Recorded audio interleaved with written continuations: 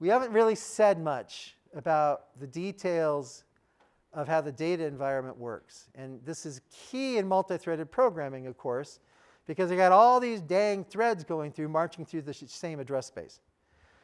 And I have to think about, how do they see that address space? How do they have private? How do they have local variables? Yeah, all this stuff. So we think about data storage attributes of the variables in OpenMP. And remember, just because I'm really picky about jargon, when a computer scientist, yes, I'm a computer scientist.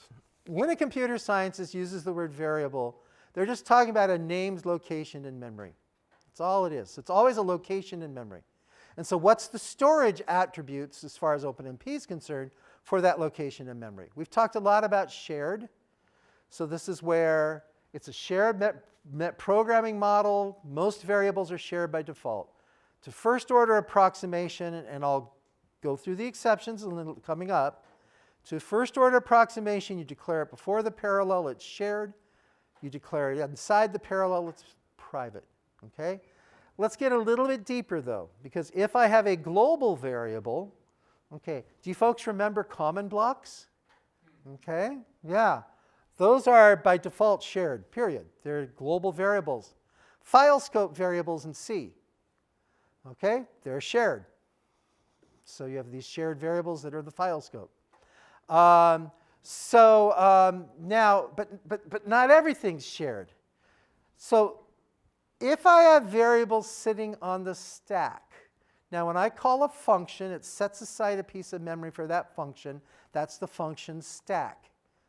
Those are not shared. All right? To think about it this way, if you look at the architecture of a process in an operating system, you create a process. A process is a way of managing resources, including memory, in a modern operating system. And it'll have a block of memory that it manages as a heap. When I do in malloc, when I allocate variables, I'm pulling things off the heap. When I call a function, though, it sets aside a piece of memory, and it manages it through a data structure called a stack. The stack is always private. It's local to that function. So if a variable comes off a stack, it's not shared. It's private to the thread. If it comes off the heap, then it's shared. All right? And that's how it all works. So here's some nice examples. So I have a file scope array A. Then I have an int for my main, int main. The main function is going to return an int. Then I declare an index array inside main. Now I have my pragma OMP parallel, which calls a function work, and it takes as an argument index. Now inside that function, so I'm going to have the extern statement for those of you who aren't regular C programmers. That extern double tells the compiler, hey, this is defined somewhere else, so don't flag this as an undefined variable. We've declared this variable double somewhere else, and it's visible to you. Trust us. And then inside there, I have an array I create called temp. And then I have this variable, a static. And in C, if it's a static class, then it's a global variable. So now if we walk this through, I hope you can see that when I run this code, A, index, and count are shared and visible to all threads. But temp is local to each thread. And I use the word synonymous, local to each thread, private to each thread. It has a copy for each thread. Okay? This is our second head nod moment. Does everybody see this? You didn't? Yeah. You didn't nod your head. Oh, now you're nodding your head. Okay. All right. All right. That's the default behavior. Now you can change the storage attributes. And these are some clauses we're going to add to OpenMP constructs. All right? Now I want to be careful with my jargon, because C is a block-structured language, okay? I have variables that exist, then I have a block, and if I declare a variable by the same name, it masks that variable that was declared before. All right? That's the word we use in C jargon. I've masked it because I no longer inside that block will see it right now. If I need to refer to the variable before the block, I'll call it the original variable.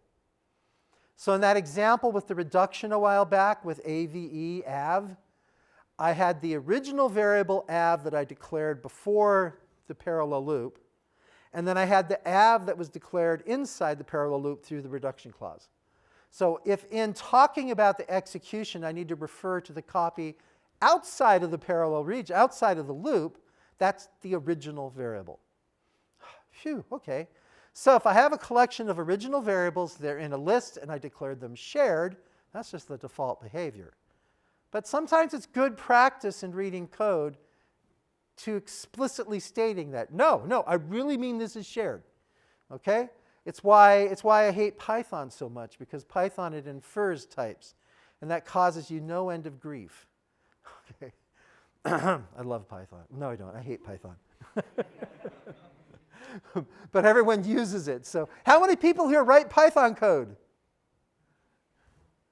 Wow, a large number. Good, good. Yeah, it's the language of the future. Fastest growing language in the world. Okay. Hurts to say that as an HPC person. All right. Now, I have a clause called private. And what private says is create a copy of that variable by that name for each thread. And it will mask the original variable. All right? Then I have a variable called first private. Now, when I create the private variable, it's not initialized. Sometimes what I want is to create a variable. It's private, and I give it a well-defined value. That's what first private does. It'll create the variable, and it will assign it to the value of the original variable. Okay? We'll get some results. Oh, there's one, yeah. And then there's the default none clause. What default none says is if I put that on an OpenMP clause, it will flag as an error any variable you don't declare as shared private or first private. It's a common debugging trick. If you think you have an error due to how variables are shared, sometimes it's really, really useful. Gosh, hint, hint, coming up, exercise. Sometimes it's really, really useful to put default none and have it tell you everywhere where you forgot to define something. Okay, let's look at some examples. So here's an example with the private clause. So I've got a program, I've got a loop, and I'm going to, this is a common error. I have nested loops.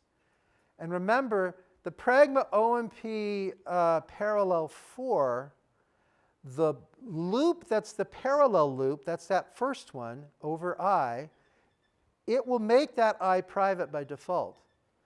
But if I have a nested loop, it won't make that J private by default. By default, J is shared. This will open up all kinds of chaos. So you have better remember to go through there and say, yeah, and I want a private copy of the loop index on that second loop private. So this is a case where I want to create a private copy. And because I initialize it inside the code for J equals 0, private's the right clause to use. So that's an example of where I'd use private.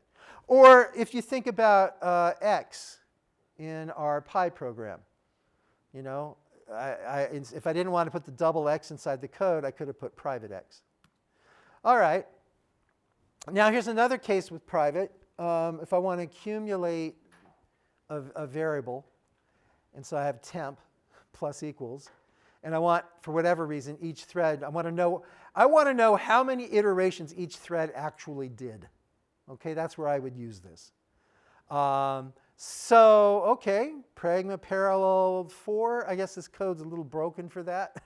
But because it's going to print 0 here, because it's always going to print the original variable. But at any rate, notice that in this case, because I used private, temp is not initialized.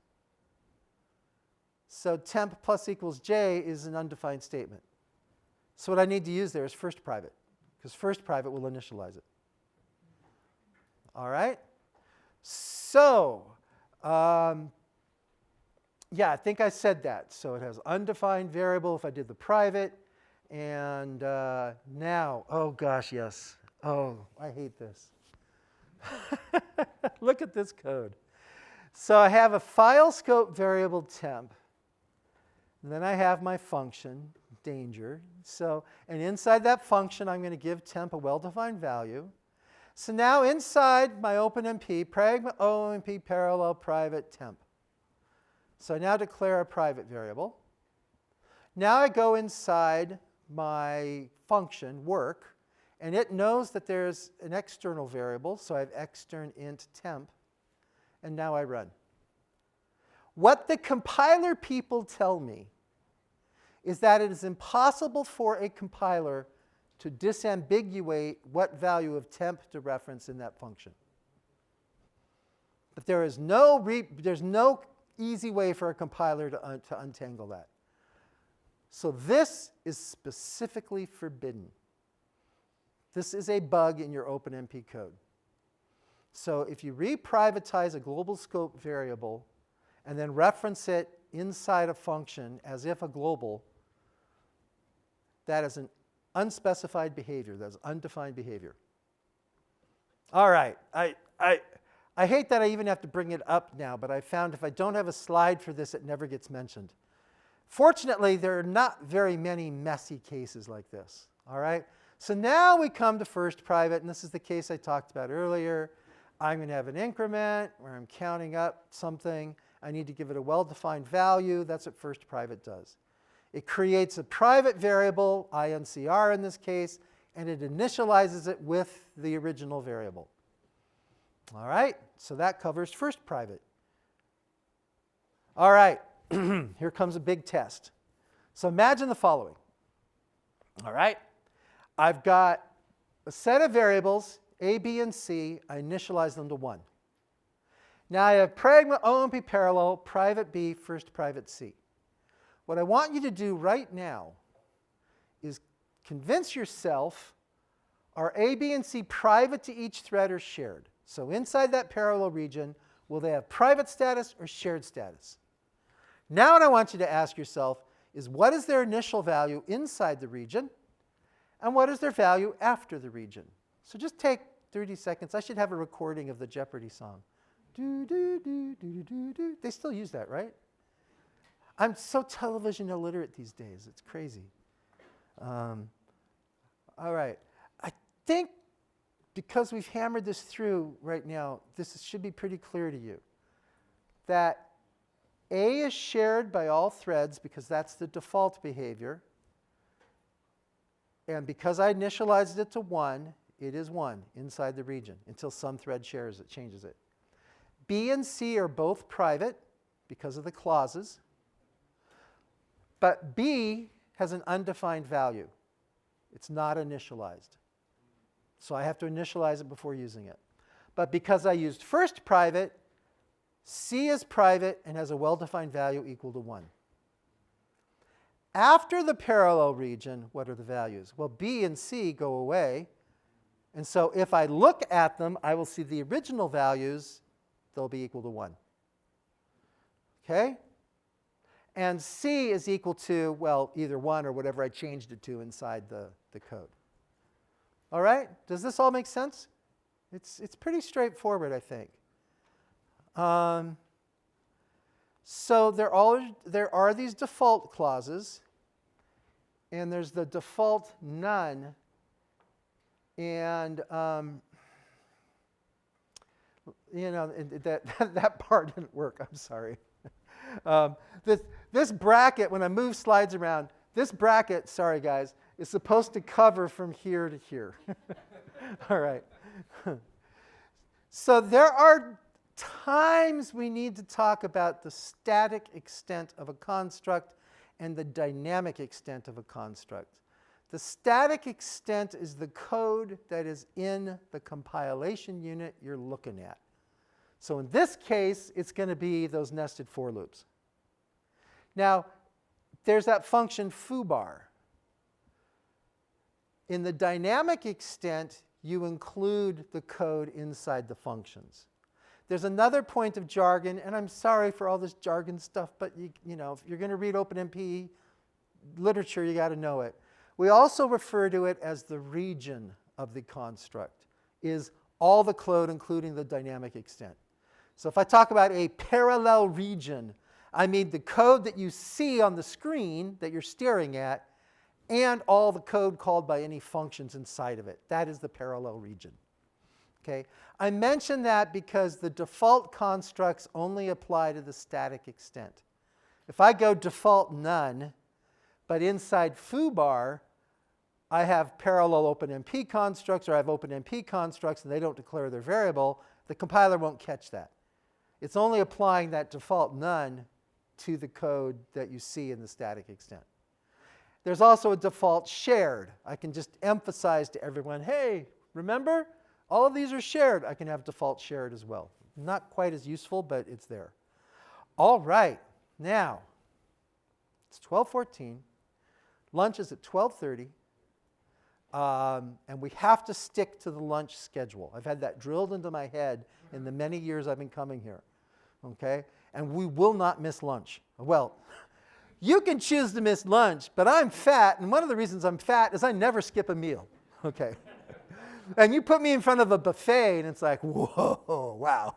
You mean I can put as much on this plate as I want? This exercise comes to us from Mark Bull at the Edinburgh Parallel Computing Center. Okay? It's his fault, not mine. He wrote a parallel program, and it's buggy. It computes this area of a Mandelbrot set, and it'll tell you what the answer should be. That code is in the, you have it in the GitHub repository. You need to debug it. Now, let me step back for a second, because many of you are going to go on in life at some level, like if you become a professor someday, or maybe you are a professor, and you're going to be involved in pedagogy. So let me tell you a foundational role in coaching athletes. There's something called block practice, and that's what we've been doing up till now. I say, here's an exercise, and you know what? You're going to use the critical construct. So it's block practice because I'm telling you what to do, and I'm telling you what to use. And it is how you confirm that the communication has correctly occurred. With block practice, I know that you heard me say what a critical is, and that you were able to act on that. So that's what block practice. For long-term retention, block practice is not particularly good. It's better than lecture, but, block practice, it doesn't really get deep into your head. So there's the next level up, which is called random practice. Random practice is, I don't tell you what to use. I give you a problem, I say, solve it, dude. And you may have to go through and use who knows what from what we've discussed today. You may have to use any concept or any combination of concepts we've applied. Okay? Random practice is how you move things into long-term memory. Okay, this is a random practice drill. So there are some subtleties in here that will bite you in the butt. And that's Mark's fault. I'm not devious enough to think these up. Okay? So there are some subtleties in here. So your drill is to debug the Mandelbrot area program.